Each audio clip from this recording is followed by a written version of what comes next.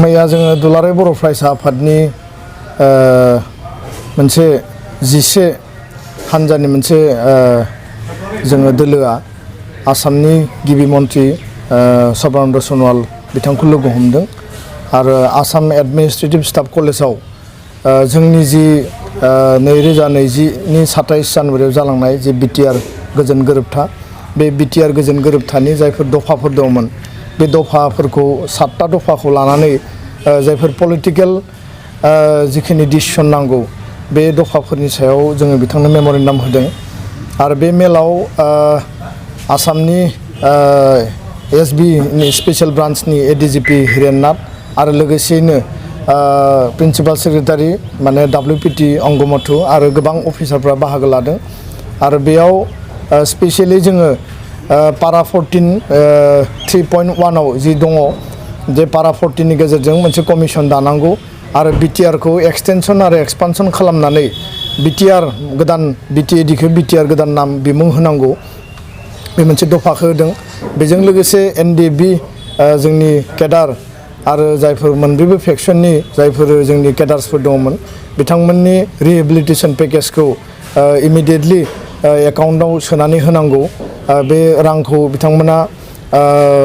हरनांगौ बे बाथ्राखौ जोङो दाबि होदों आरो बेखौ लानानै चिफ मिनिस्टार आरो हिरेन नाथआ बुंदों जों अलरेडि बेखौ प्रसेस खालामबाय आरो बेखौ गोख्रैनो मोनसिगोन होननानै बुंदों आरो बेजों लोगोसे जिखिनि हाइनियास आरो नन हाइनियास केस बे उइथड्रयेलनि जि दफा दङमोन बेबायदि केसफोरखौ थाना पर्याय आरो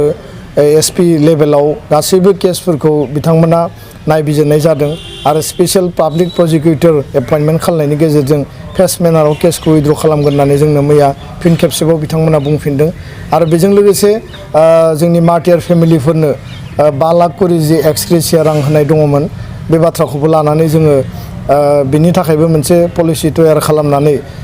मार्टियार फेमिलिनि मुङाव जे रां होनो गोनां दं बेखौ बिथांमोना होनांगौ होननानै जोङो बुंदों आरो लोगोसे बर' रावखौ आसामनि एस'सियेट अफिसियेल लेंगुवेज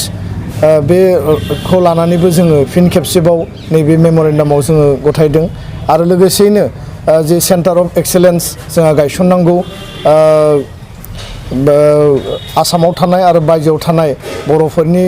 जौगानायनि थाखाय राव थुनलाइ गासैबो बिथिंखौ जौगानायनि थाखाय थुलुंगाफुरियाव जि सेन्टार अफ एक्सेलेन्स गायसननांगौ बिनि थाखाय बाजेट एल'केसन नैबे सेसनावनो खालामनांगौ होननानै जों नारसिनदों कार्बि आंलंनि बर' कार्बि आंलं आरो डिमा हासावनि बर'फोरनि एसटि हिलनि जि स्टेटास बे एसटि हिलनि स्टेटासखौ फैबाय थानाय पार्लियामेन्ट सेसनाव गोख्रैनो बारहोनानै बे मर्यादाखौ होनांगौ बे गासै मोनस्नि दाबिफोरखौ लानानै जों आसामनि चिफ मिनिस्टारनो होदों आरो चिफ मिनिस्टार बिथाङा जोंनो फोरमायदों गोलाव सम रायलायनायनि उनाव जे बे गासैबो खामानिफोरखौ जों प्रसेस खालामगासिनो दङ आरो गोख्रैनो मोनसेनि उनाव मोनसे बे गासैबो हाबाफारिया मावफुंजागोन बे बाथ्राखौ दिनै बिथाङा जोंनो फोरमायदों दा बेखायनो दुलाराय बर' फरायसा आफादा एकर्ड इमप्लिमेन्टेसननि थाखाय जोङो गोख्रैनो खामानि मावगासिनो दङ आरो मैयानि जि जोंनि जि मेम'रेन्डाम दङमोन बे मेम'रेन्डामाव दाख्लैबावैबो 30 आगस्टआव जोङो डक्टर हिमन्त बिश्व शर्मा फाइनान्स आरो एजुकेसन मिनिस्टार बिथांजों जोङो रायलायनाय समाव डाइरेक्टरेट अफ बड' मिडियाम एडुकेसन बिनि जि केबिनेट एप्रुभेल बे अलरेडि जाबाय बाजेट एल'केसनखौबो बिथांमोना अलरेडि खालामबाय दा फैबाय थानाय 5 तारिखआव बिनि इनागुरेसना जागोन बे मोनसे आरो स्कुल प्रभिन्सियेलाइजेसननि जि मेटार दङमोन मैयाबो जों बेखौ प्लेस खालामदों जे बिटिआरआव थानाय गासैबो मिडियामनि स्कुला जिखिनि थालांनाय दङ आरो जिखिनिया माने बे प्रभिन्सियेलाइजेसन प्रसेसआव फैयाखै भेन्सार इन्स्टिटिउसना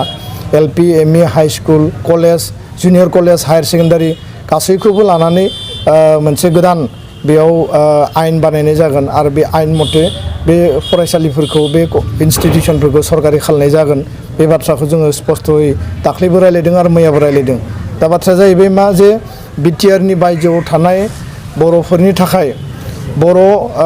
ओनसोलखौ लानानै बर' रेभिनिउ गामि बा बर' भिलेजफोरखौ लानानै जि सेटेलाइट बर' कसारि वेलफेयार अट'नमास काउन्सिलनि बिल बे बिला फैनो गोनां मोनसे अबस्थायाव जोङो सरकारखौ नारसिनबाय थादोंमोन जे जिकुनु कारनाव बे बिलखौ नैबे कमतापुर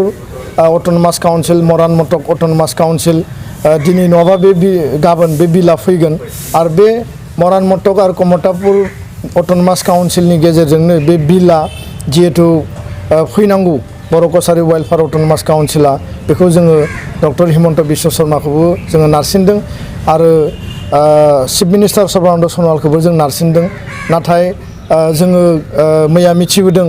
जे जिहेतु WPT BC डिपार्टमेन्टआ बिनि नडेल एजेन्सि गासैबो अट'नमास काउन्सिलनि आरो WPT BC डिपार्टमेन्टआनो बिनि जि मडेलिटि बा बिल लाबोनायनि गासैबो प्रप'जेलखौ बिथांमोना मावो आरो बिनि जि ड्राफ्ट बे ड्राफ्टखौबो अलरेडि जोङो मोननो हाबाय नाथायबा जोङो मिथिबाय जे WPT BC डिपार्टमेन्टनि मन्त्रि चन्दन ब्रह्म बिथांनि जि हाबा बे हाबाया जेरैबायदि मावनांगौमोन बा बिथाङा बे जेरैबायदि दायित्व लानानै बेखौ खामानिखौ मावफुंनांगौमोन डिपार्टमेन्टेल माखासे क्लियारेन्स बा NOC लानांगौमोन बे हाबाफारिफोरखौ स्वयं फाइनान्स मिनिस्टार आरो चिफ मिनिस्टारा बेखौ मावनो दायित्व होसेयावबो दिनै बिथांमोना सम मथे बेखौ मावफुङाखै आरो जों मिथिनायाव बे बिला कमतापुर आरो मरान मटकजों दिनै फैनाय नंलिया बे जोंनि थाखाय मोनसे दुखु गोनां जोंनि मन्थ्रियानो जोंनि हाबाफारिखौ दिनै मावफुङाखै जोंनि मन्थ्रियानो जोंनि एकर्ड इमप्लिमेन्टेसननि थाखाय दिनै खामानि मावाखै आरो जोंनि मिथिनायाव बे जे बिलखौ जे लाबोनो नागिराखै बिनि गुबै जाहोना जाबाय जे सनितपुर आरो बिश्वनाथ बे ओनसोलखौ सिमुलुगुरिसिम जिहेतु BTR ओनसोलाव एक्सपानसन आरो एक्सटेनसन खालामनायनि थाखाय भारत सरकार आसाम सरकारजों सुक्ति जानाय समावनो एग्रिड मोनसे पइन्टआव फैखादोंमोन आरो प्राय 1500सो गामिखौ जोङो अलरेडि भारत सरकारनो लिस्ट होनानै दोनदों बे गामिफोरखौ सोसननायनि थाखाय अलरेडि सरकारा बिथांमोना बे डिसिसन लाखादों नाथाय सोसननायनि जि प्रक्रिया जि प्रसेस बे जाबाय कमिसननि दारै सोसनगोन दा सनितपुर आरो बिश्वनाथखौ लाफानानै BTR दाफुंनायनि जि हाबाफारि बे कमिसननि गेजेरजों जागोन नाथाय सनितपुर आरो बिश्वनाथखौ लाफानानैसो बर' कसारि वेलफेयार अट'नमास काउन्सिलखौ दानायनि जिखिनि मतलब दिनै WPT BC डिपार्टमेन्टनि मन्थ्रिया जे खालामदों होननानै जोङो मिथिदों गोबां सुलुंनिफ्राय जोङो मिथिदों दा बिनि सैथोखौ थारैनो इउनाइटेड बर' पिपल अर्गेनाइजेसनाबो बुंगोन बिथांमोना नांबाय थादों बेखौ लानानै मिनेश्वर बसुमतारिया जिहेतु वान अफ दा सिगनेटरि बे बाथ्राखौ लानानै बिथांमोना खामानि मावबाय थादों आरो मिनेश्वर बसुमतारिजों दुलाराय बर' फरायसा आफादजोंबो सावरायनाय जादों लोगोसेनो मिनेश्वर बसुमतारि आरो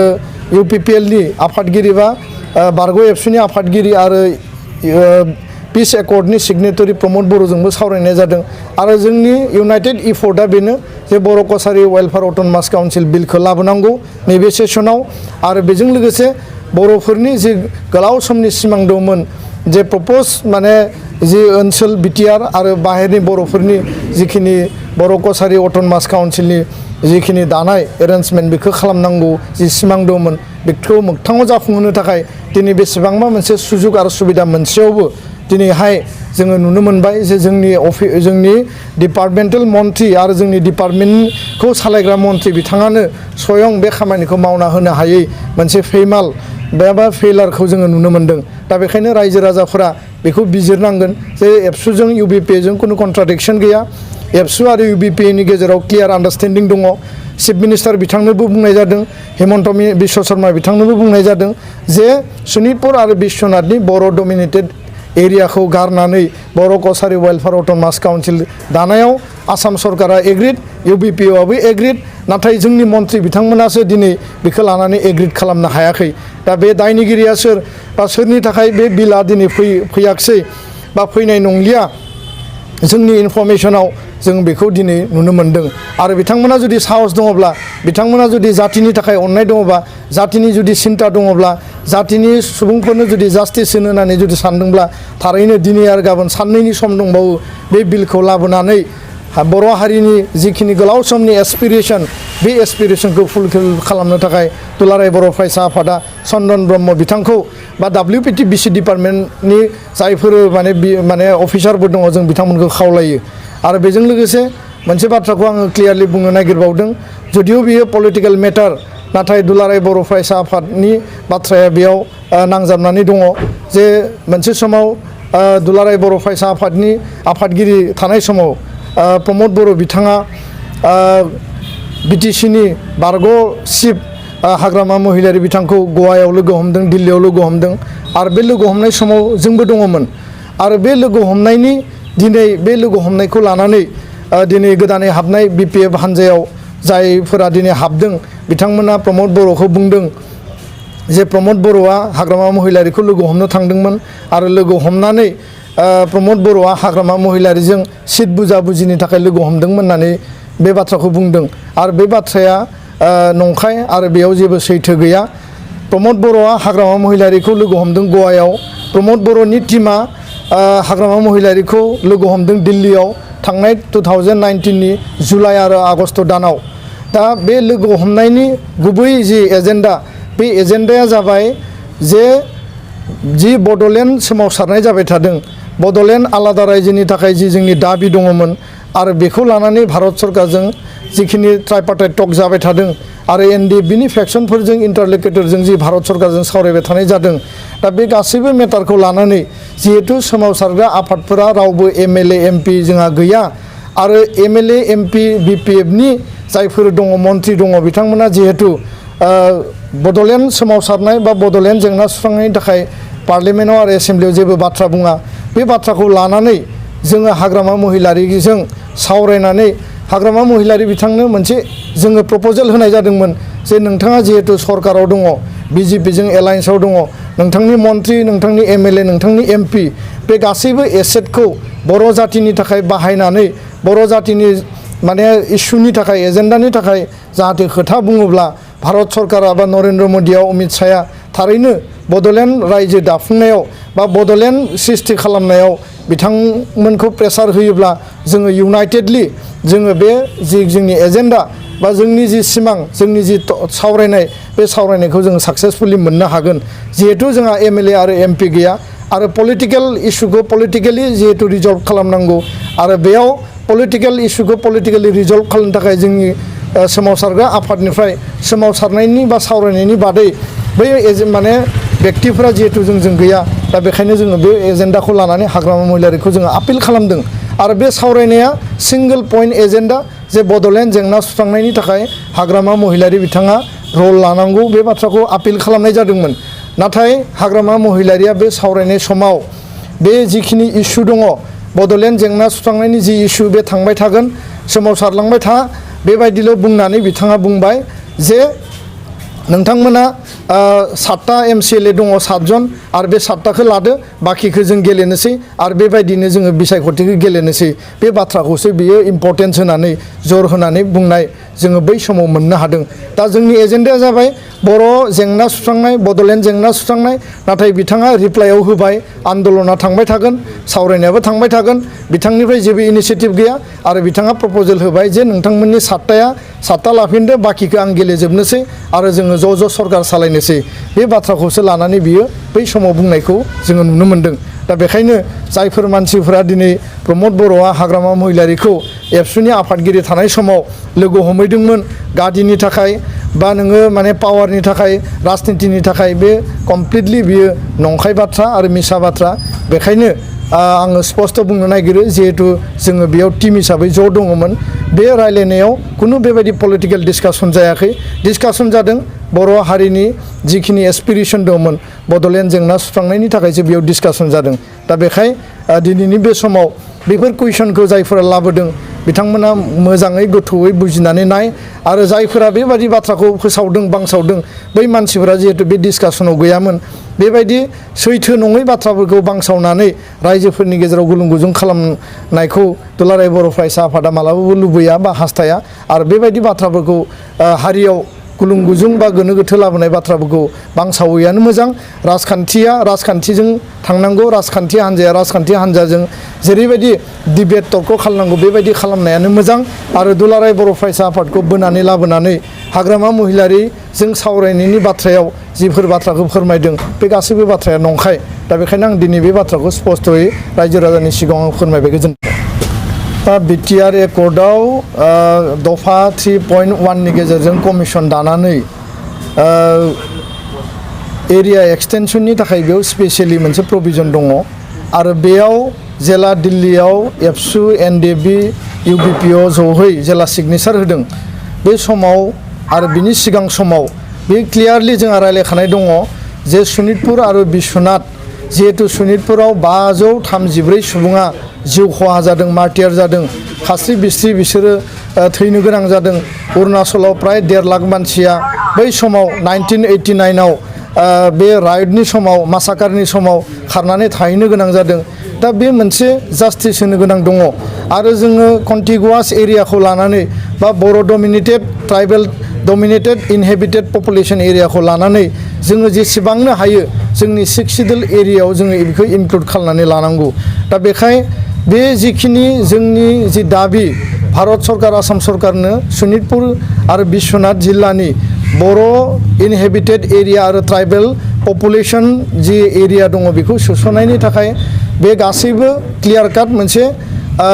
सावरायलायनाय आरो बयबो गनायलायनाय थासारियाव दंखायो दा बेखायनो शनितपुर आरो बिश्वनाथाव थानाय इउबिपिअनि दैदेनगिरिफोरखौ जोङो स्पष्टयै बुंनाय जादों जायफोर जिल्ला लेभेलाव दङ बा मिरुआवबो थानो हायो जे बेखौ लानानै नोंथांमोना कुनु खर' सानाङा कुनु डिबेट खालामनाङा खारन जोंनो साबसिन हामसिन एरेन्जमेन्ट नांगौ दिनै जोङो गलाघाट बा दिनै गवालपारा बा दिनै साउथ कामरुपखौ जोङो बोनानै लाबोनो हायाखै बेयाव माखासे टेकनिकेल उसुबिदा दङ नाथाय जिखिनि कन्टिगुवास आरो ट्राइबेल बड' डमिनेटेड एरिया दङ बेखौ जोङो 6 शिड्युलनि अधीनाव बा सिङाव जोङो लाबोनांगोन दा बिथांमोनखौ जोङो सोंलु खालामनो लुबैयो जायफोरा दिनै माने शनितपुर बिश्वनाथनिफ्राय इउबिपिअनि जानानै मिरु आफादा जेबो डिमट गैया मिनेश्वर बसुमतारिया जेबो डिमट गैया गुबुन जिल्लाफ्राबो डिमट गैया नाथाय शनितपुर आरो बिश्वनाथनि सानैसो दैदेनगिरिफ्रा बिथांमोना माने बिटिआरआव हाबनायनिख्रुइ BKWCआवसो हाबनायनि थाखाय बांसिन गोसो गुदुं देखायनायखौ जों नुदों जायखौ लानानै शनितपुर जिल्लायाव माने BKWCआ हाबसिगोन ओरै जासिगोन होननानै बुंनाय बाथ्राफोरखौ जों नुदों दा बेखायनो दुलाराय बर' फरायसा आफादा जों स्पष्टयै क्लियार काट बुंनो नागिरो जे भारत सरकार आरो आसाम सरकारा कुनु कारनाव बिथांमोना माने गोनो गोथो बा मिसआन्डारस्टेन्डिं कुनु जानायनि बाथ्रा गैया दुलाराय बर' फरायसा आफादा जि प्रप'जेलखौ होदों जि एरियाखौ जोङो होदों आरो जे गामिफोरनि लिस्टखौ होदों बिथांमोना बेखौ सोसननो थाखाय एग्रिड आरो बे कमिसननि प्रसेसनि गेजेरजों जागोन जिहेतु बेयाव गोबां हारि हारिसाफोर दङ जाहाथे दाङाबाजि जाया रावजोंबो राव माने दाङाबाजि मोनसे थासारियाव फैया बिनि थाखाय बे एग्रिड मोनसे पइन्टखा दा बेखायनो बेखौ लानानै शनितपुर बिश्वनाथनि इउबिपिअनि दैदेनगिरिफोरा नोंथांमोना दिनै नैबे जि बड'लेण्ड टेरिटरियेल रिजन बे 6 शिड्युलनि सिङावनो थानानै बांसिन सुबिदाखौ लानानै दुलाराय बर' फरायसा आफाद बर' शनितपुर बिश्वनाथनि रायजो राजा आरो नैबे एरेन्जमेन्टनि उनाव जायफोर समस्ति जागोन जिल्ला जागोन साब डिभिजन जागोन रेभिनिउ जागोन जेराव बेयाव माने गोबां सुबिदाफोरा ओंखारगोन इनस्टिटिउसनफ्रा गायसनजागोन बे सुबिदाखौनो नोंथांमोना आजावनानै ला आरो बेनि गेजेरजों जौगानायनि हाबाफारिखौ ला बेनिख्रुइ गावनि सेल्फ इन्ट्रेस्टनि थाखाय गावनि पार्सनेल स्वार्थनि थाखाय जातीय इन्ट्रेस्टखौ बाद होनानै जातिनि माने एसपिरेसनखौ बाद होनानै नोंथाङा जुदि माने सेटेलाइट काउन्सिलावसो शनितपुर बिश्वनाथखौ जर जबरदस्ति जोङो सोसननांगौ होननानै जुदि आपिल खालायोबा बियो मोनसे सौग्रावलायनायनि थासारिनि बादै जेबो नङा दा बेखायनो जोङो कुनु सौग्रावलायनायखौ लुबैया जोङो तर्क बितर्कखौ लुबैया बे जाबाय मोनसे एमिकेबल सल्युसन आरो बेखायनो शनितपुर आरो बिश्वनाथाव एबसु आरो इउबिपिनि गेजेराव कुनु भुल बुजाबुजि गैया होननानै सानदों सानैसो लिडारफ्रा गावनि व्यक्ति स्वार्थनि थाखाय गावनि सेल्फ इन्ट्रेस्टनि थाखाय दिनै हाबा मावगासिनो दङ आरो बिथांमोना बेबायदि इन्ट्रेस्टखौ गारनानै शहीदनि बिनिमयाव माने 534 शहीदनि बिनिमयाव दिनै जोङो बै ओनसोलखौ सोसननानै मोनसे बिथांमोननो न्याय होनायनि थाखाय जि खामानि मावनांगौ बेयावसो बांसिन मुखुब जानांगौ होननानै आङो दुलाराय बर' फरायसा आफादनिफ्राय आङो खावलायो कमिसन दानो थाखाय जोङो आसाम सरकार भारत सरकारखौ गोख्रैनो खावलायदों आरो बे कमिसनाव एबसुनि आसाम सरकारनि बिटिआरनि रिप्रेजेन्टेसन थागोन